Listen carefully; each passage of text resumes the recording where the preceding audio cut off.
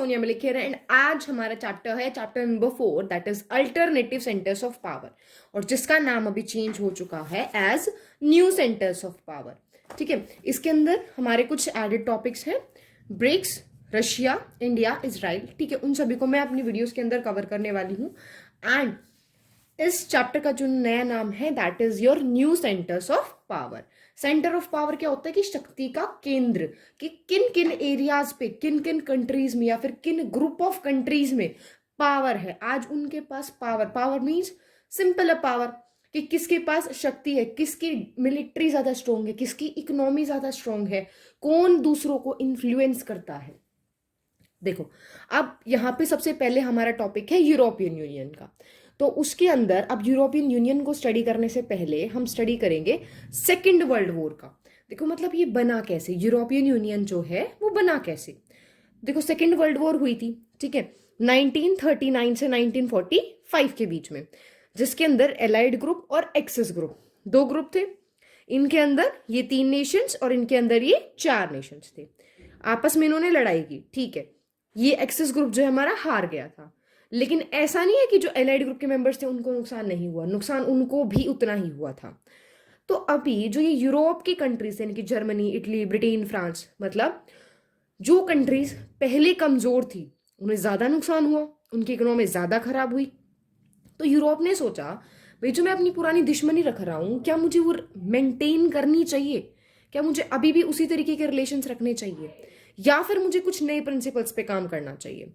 और क्योंकि अब यूरोप की इकोनॉमी बहुत ही डाउन जा रही थी, ठीक है, और जितने भी उसके पॉलिटिकल अजम्पशंस थे, पॉलिटिकल अजम्पशंस की जो मैं विचार करती हूँ, यानी कि अगर इंडिया मानता है कि यूएस उसका अच्छा दोस्त है या फिर पाकिस्तान उसका अच्छा दोस्त नहीं है, ये इंडिया के पॉलिटिकल अजम्पशंस हैं। या फिर दूसरे टर्म्स में कि इंडिया कैसे चाहता है कि डेमोक्रेसी मेरे लिए बेस्ट है, ये मेरा पॉलिटिकल अजम्पशन है, ठीक है। तो उन्होंने जितने भी बातें अभी तक सोची थी पॉलिटिक्स के बारे में वो तो उनकी गलत साबित हो रही थी, क्योंकि उनकी इकोनॉमी तो डाउन गई।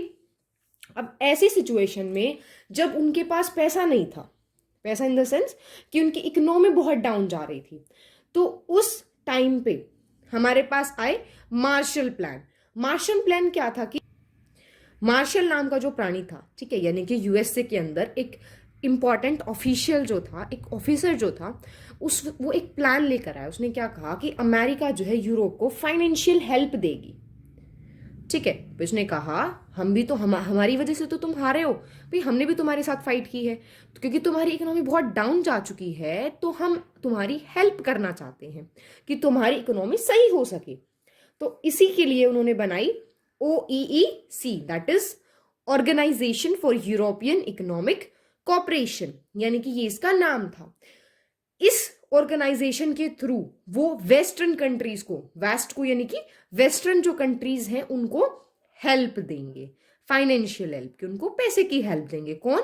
अमेरिका देगा यूरोप की कंट्रीज को। भाई अब उन्हें कॉपरेशन भी तो चाहिए, यानी कि यूरोप के अंदर तो बहुत सारी कंट्रीज है, अब किसको देगा? तो ये डिसाइड करना होगा ना यूरोप को कि एक साथ मिल बैठ के भाई हम इक्वली शेयर करें, या फिर जहां पर एक फोरम जहां पे आके यूएस उनको दे सके। Forum means platform. तो यानी कि अमेरिका ने यूरोप को दिया, और OEEC के अंदर देखो ये ना सिर्फ एक बिगिनिंग स्टेप था, उसके बाद हम सारे स्टडी करेंगे कि किस तरीके से इनसे फाइनली EU बना। अब ये क्या था, OEEC में आगे चल के वो कोऑपरेट करने लग गए ट्रेड और इकोनॉमिक इश्यूज पर, कि उन्हें किस तरीके से ट्रेड करना है। ट्रेड इन द सेंस कि अगर एक कंट्री का कुछ सामान दूसरी कंट्री में जाता है तो उस पर टैक्स नहीं लगाएगा, कोऑपरेट करेंगे, और इसी तरीके से बाकी इकोनॉमिक इश्यूज पर।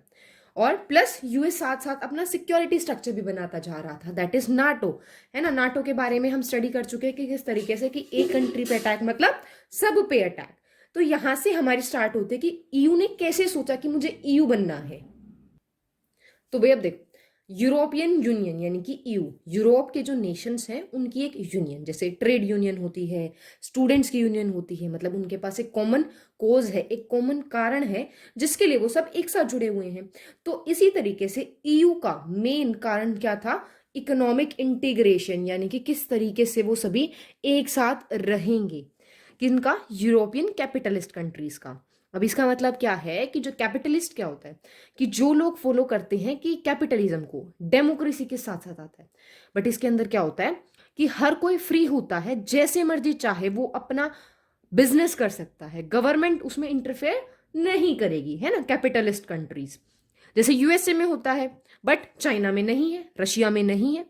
तो इकोनॉमिक इंटीग्रेशन की किस तरीके से एक देश अपनी इकोनॉमी, अपनी जीडीपी दूसरे देश की जीडीपी को मिलाकर देखता है, किस तरीके से दोनों देश फ्री ट्रेड करते। बट यहाँ पे दो देश नहीं थे, बहुत सारे देश थे, यानी कि यूरोप की काफी सारी कंट्रीज।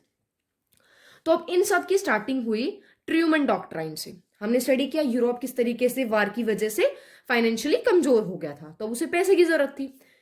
तो ट्रूमन जो थे एक ऑफिसर थे यूएसए के अंदर। डॉक्ट्राइन्स होते हैं प्रिंसिपल्स, कि वो एक प्रिंसिपल लेकर आए अपनी कंट्री के अंदर कि अगर, क्योंकि हमें पता है कोल्ड वॉर चल रही थी, तो कोल्ड वॉर में क्या था कि जितनी ज्यादा कंट्रीज हो सके उन्हें अपने साथ रखनी थी। तो रशिया ने क्या किया, फोर्सफुली अपने साथ रखने लग गया। बट यूएस ने कहा कि क्यों ना ये खुद ब खुद चल के हमारे पास आए, तो इसका क्या होगा कि हम उनकी हेल्प करेंगे, उनके देश में एक मसीहा बन के जाएंगे, तभी तो वो हमारे ग्रुप में ज्वाइन होंगे। खुद ब खुद तो ज्यादा हेल्प मिलेगी, क्योंकि यूएसए के पास पैसा था तो उसने यही तरीका ढूंढा। और ये जो प्रिंसिपल था इट वाज ट्रूमन डॉक्ट्राइन। और इसको प्लान किसने बनाया कि ये जो हेल्प है वो किस तरीके से दी जाएगी, वो मार्शल ने की। तो मार्शल प्लान के थ्रू ओईईसी हमारी बनी, जिसकी डेफिनेशन अभी हमने पढ़ी थी, ठीक है, organisation for European economic cooperation, की वो उन्हें एड मींस हेल्प प्रोवाइड करेंगे, कैसी, पैसों की। और इसमें क्या होता था कि वेस्ट की जितनी भी कंट्रीज थी, यानी कि यूरोप की कंट्रीज, वो वहां पर आके आपस में ट्रेड और इकोनॉमिक इश्यूज पे बातचीत करते थे। फिर उसके बाद बनी काउंसिल ऑफ यूरोप 1949 के अंदर, ठीक है। अब देखो यहां तक तो सिर्फ पैसे की बात थी कि जितनी भी कंट्रीज हैं वो, तो काउंसिल ऑफ यूरोप जो थी वो एक स्टेप आगे बढ़ी कि पॉलिटिकल कॉपरेशन, यानी कि पॉलिटिक्स की नजरिए से वो कॉपरेट करेंगे, है ना। अभी तक तो क्या था, सिर्फ वो इकोनॉमिक इश्यूज पे कॉपरेट कर रहे थे, अब वो पॉलिटिकली कॉपरेट करेंगे। इकोनॉमिक इश्यूज में क्या था कि पैसे से रिलेटेड जितना भी मामला होगा उसके अंदर। पॉलिटिकल कॉपरेशन यानी क्या, वो एक नेशन, मतलब अलग अलग नेशन ना समझकर वो एक नेशन की तरह कंसिडरेट उन्होंने करना शुरू कर दिया। और फिर इसके बाद बनी हमारी यूरोपियन इकोनॉमिक कम्युनिटी, और ये बनी थी 1957 के अंदर।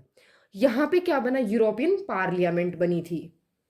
सो यूरोपियन पार्लियामेंट के अंदर क्या है, जैसे देखो हमारे एक नेशन है तो एक पार्लियामेंट है ना, जहां पे सारे इश्यूज डिस्कस किए जाएंगे। यानी कि अब क्या होने लगा कि यूरोप की जितनी भी कंट्रीज थे उनके ट्रेड से रिलेटेड इश्यूज या फिर उनके इंटरनेशनल अफेयर्स, यानी कि ईयू के कंट्रीज के, सिर्फ जो ईयू की कंट्रीज है वो कहां पे डिस्कस होने लगे, यूरोपियन पार्लियामेंट में। मतलब अपनी कंट्री जो है राइट्स दे रही है एक सुप्रीम पावर को कि आप मेरे डिस्प्यूट्स को सॉल्व करो। अब जैसे ही सोवियत यूनियन का कोलैप्स हो गया, ये सारा टाइम पीरियड किसका था, कोल्ड वॉर का, जो हमने स्टडी किया, कि दो सुपर पावर्स के बीच में एक तरीके से एक दूसरे को नीचा दिखाने की जो रेस चल रही थी। अब जैसे ही सोवियत यूनियन कोलैप्स हुई, सोवियत यूनियन गिर गई, वो डिसइंटीग्रेट हो गई, अलग अलग पार्ट्स में बट गई। तो उसी के बाद हमारी बनी यूरोपियन यूनियन, जो फाइनली जो हमने स्टडी की, दैट इज इन 1992। और ये क्या था, एक पॉलिटिकल कॉपरेशन। देखो यहाँ पे स्टार्ट जो हुई थी 1949 में कि चलो भाई कॉपरेट करते हैं, वो फाइनली यूरोपियन यूनियन बन गई 1992 के अंदर।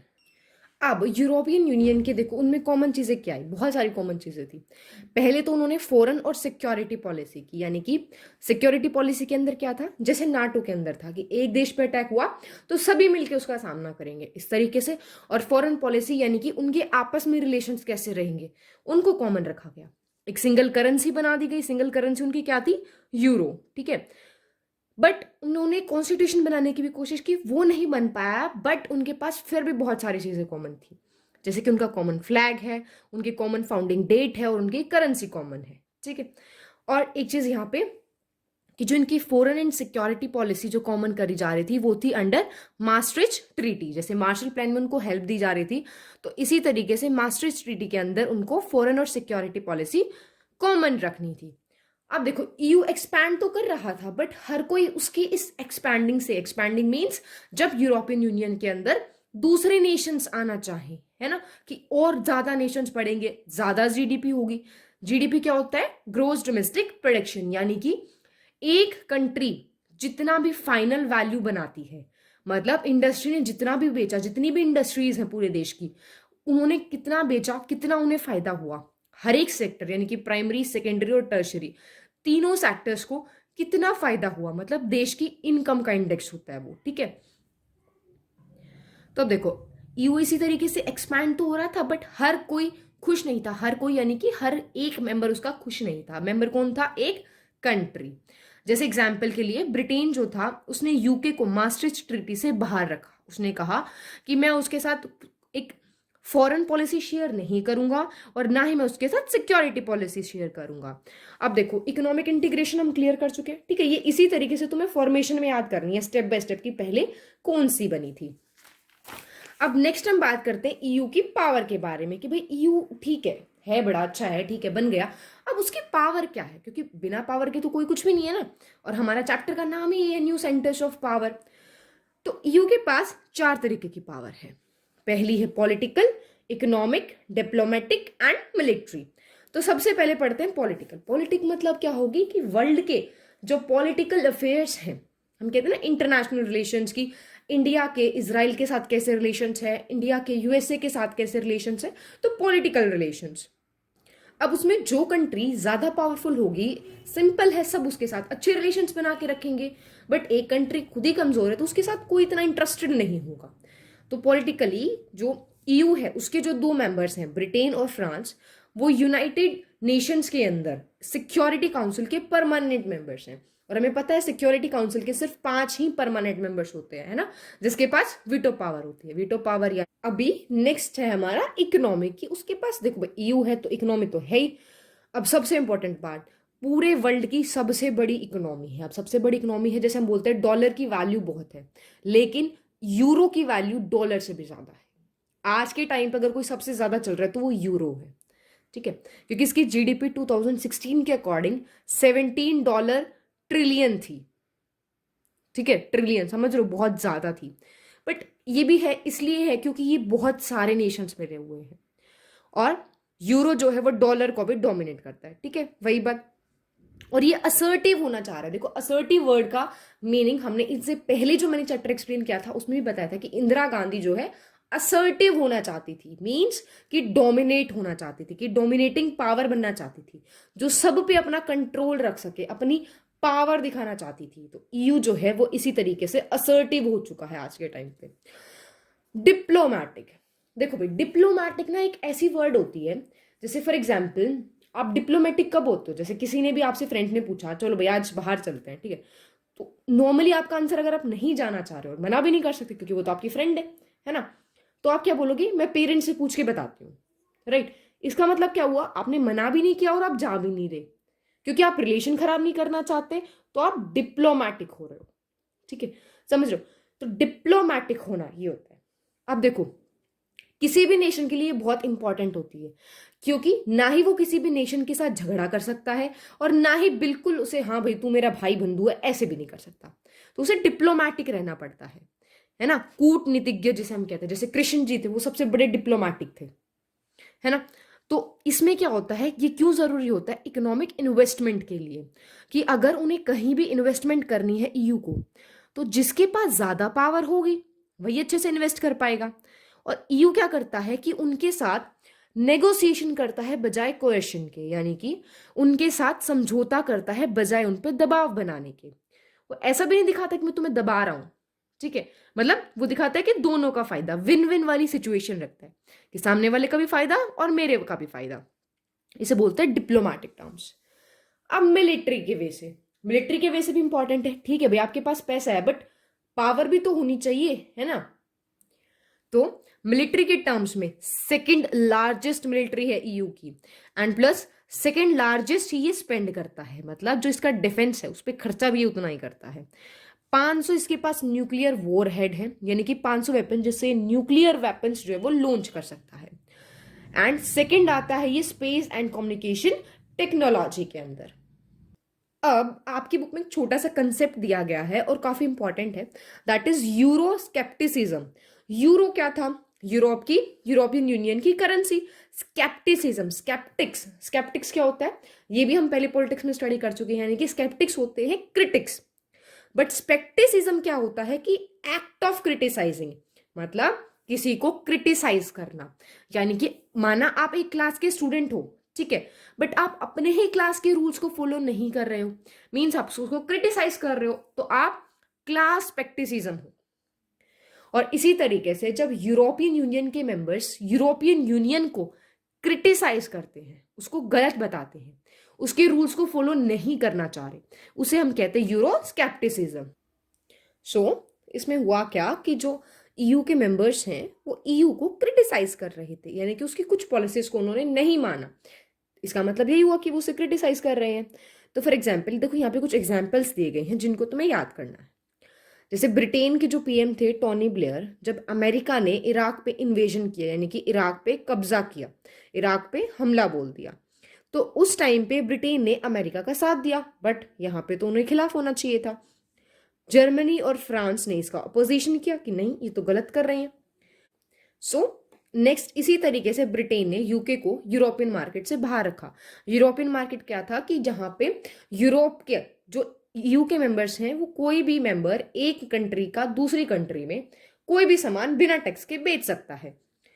डेनमार्क और स्वीडन ने मास्ट्रिक्ट ट्रीटी के लिए मना कर दिया, कहने हमें ऐसी ट्रीटी नहीं चाहिए। ठीक है, तो here we are completed with EU and next topic is ASEAN. ठीक है, अब हमें पढ़ना है यहाँ पे एशियान। एशियान क्या था, देखो, it was association of south east Asian nation. अब देखो कंडीशंस क्या थी एशियान के बनने की। अब देखो, जब सेकेंड वर्ल्ड वॉर का टाइम था, तो उस टाइम पे एशियान जो था उसकी जो कंट्रीज थी, यानी कि वो जो कंट्रीज आज एशियान है, उन्हीं कंट्रीज पर कभी जापान और यूरोपियंस का राज होता था। तो अब वो क्योंकि वर्ल्ड वॉर में इन्वॉल्व है, ठीक है, तो वो पैसा कहां से लेंगे, अपनी कॉलोनीज से। जैसे ब्रिटेन अगर युद्ध लड़ रहा था तो वो पैसा किससे ले रहा था, इंडिया के रिसोर्सेज से। तो जापान और यूरोप जब लड़ रहे थे तो वो पैसा किससे लेते थे, एशियान की कंट्रीज से। तो जिसकी वजह से इकोनॉमिक और पॉलिटिकल कंसिक्वेंसेस हुए उन पर कोलोनियलिज्म के, कि उनको कॉलोनीज बना रखा था। अब ठीक है भाई, इंडिपेंडेंस मिल गई, उन्हें आजादी मिल गई। अब आजादी पे क्या हुआ, देखो इंडिया की यहाँ पे क्या था, चैलेंजेस ऑफ नेशन बिल्डिंग में याद करो, क्या था सबसे बड़ा चैलेंज, नेशन बिल्डिंग का, कि पूरे नेशन को एक साथ रखना, वही चैलेंज यहाँ पे था। अब यहाँ पे इकोनॉमिक बैकवर्डनेस भी थी, पिछड़े हुए थे ये लोग इकोनॉमी में। और अब उस टाइम चल गया था कोल्ड वॉर का, तो दो ग्रुप बने हुए थे, दो वर्ल्ड बने हुए थे। ठीक है, तो उनके पास प्रेशर भी था कि या तो इस ग्रुप को ज्वाइन करो या उस ग्रुप को ज्वाइन करो। अब इसी के चलते हुए इन कंट्रीज ने अपने आप को बचाने के लिए थर्ड वर्ल्ड यूनिटी की, यानी कि दो वर्ल्ड तो बने हुए थे, ठीक है, एक यूएसए और यूएसएसआर। जो कंट्रीज यूएसए के साथ वो फर्स्ट वर्ल्ड, जो कंट्री यूएसएसआर के साथ वो सेकंड वर्ल्ड। अब बना थर्ड वर्ल्ड, यानी कि जो किसी के साथ भी नहीं थे। उन्होंने क्या किया, बैंडिंग कॉन्फ्रेंस की, जिसकी वजह से नाम बना। नाम क्या था, non aligned movement. Aligned means किसी के साथ मिलना, नॉन यानी कि एक ऐसा मूवमेंट चला कि हमें किसी के साथ नहीं रहना है। बट ये इनफॉर्मल था, मतलब इतना कुछ असर नहीं हुआ इसका। तो इसी को देखते हुए एशियान बना 1967 के अंदर, और इसकी 5 फाउंडिंग कंट्रीज थी, यानी कि 5 कंट्री जिन्होंने स्टार्टिंग में इसको बनाया था। वो 5 कंट्रीज थी, Indonesia, Malaysia, Philippines, Singapore and Thailand. अब जैसे नाम बना तो उसकी कॉन्फ्रेंस मींस सभी ने एक साथ मिलके बातचीत की, तो वो कॉन्फ्रेंस। और कहाँ पे हुई थी, बैंडिंग में, तो इसे बैंडिंग कॉन्फ्रेंस।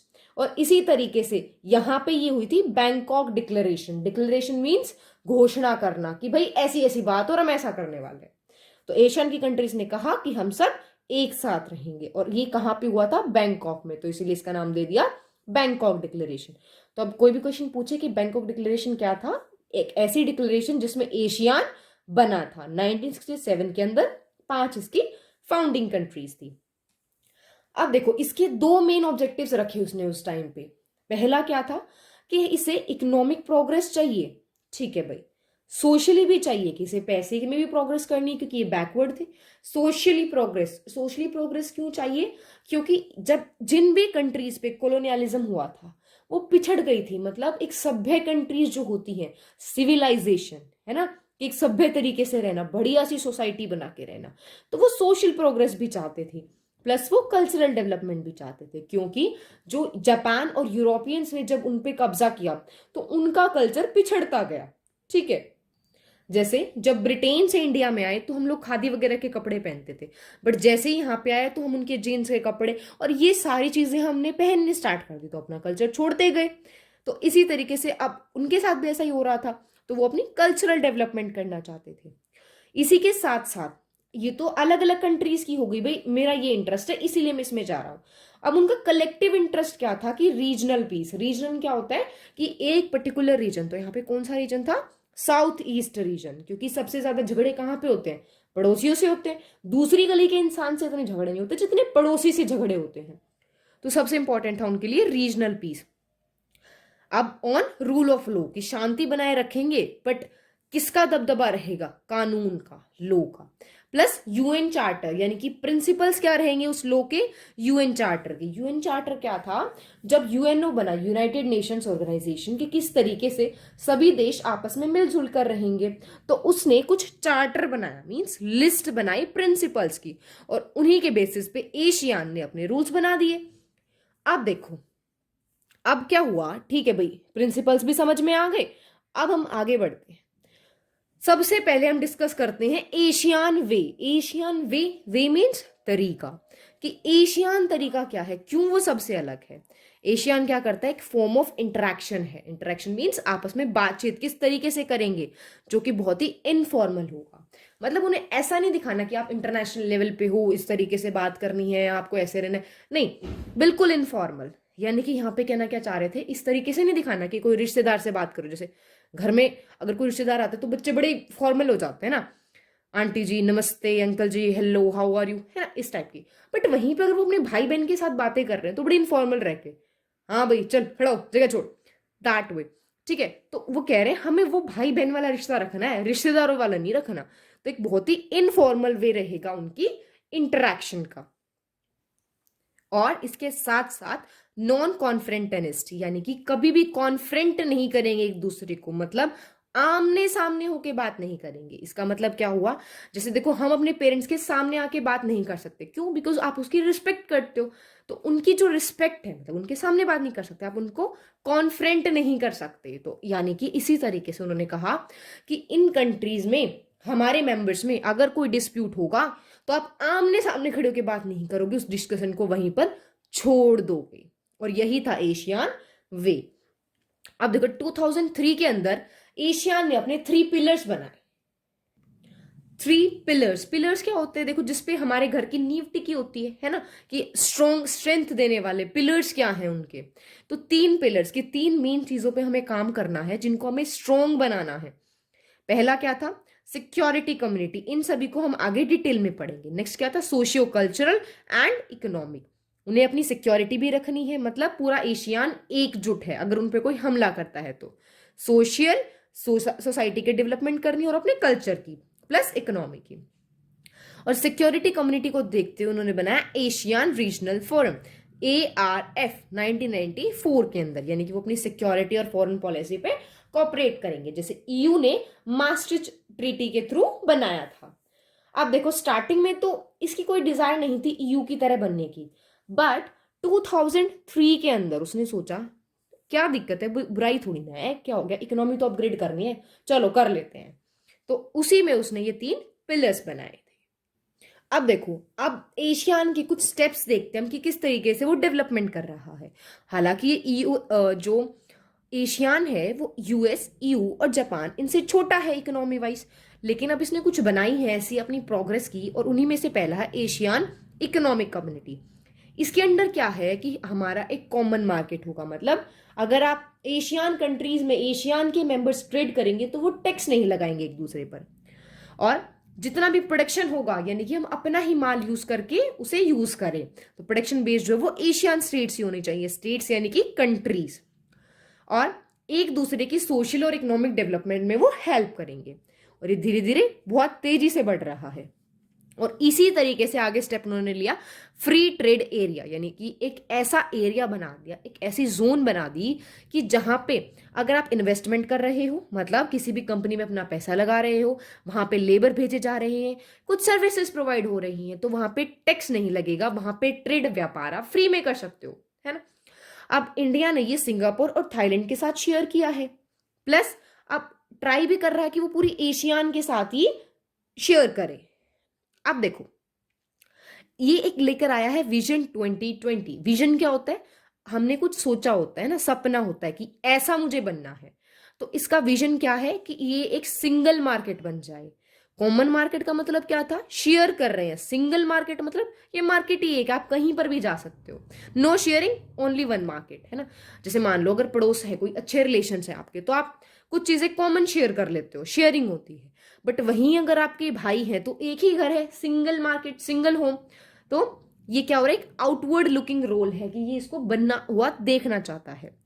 अब इसके अंदर चाइना और इंडिया काफी इंपॉर्टेंट प्लेयर्स हैं, और साथ में ये डिस्प्यूट्स को भी सॉल्व करता है, क्योंकि हमने देखा था रीजनल पीस भी इसका एक इंपॉर्टेंट इशू है।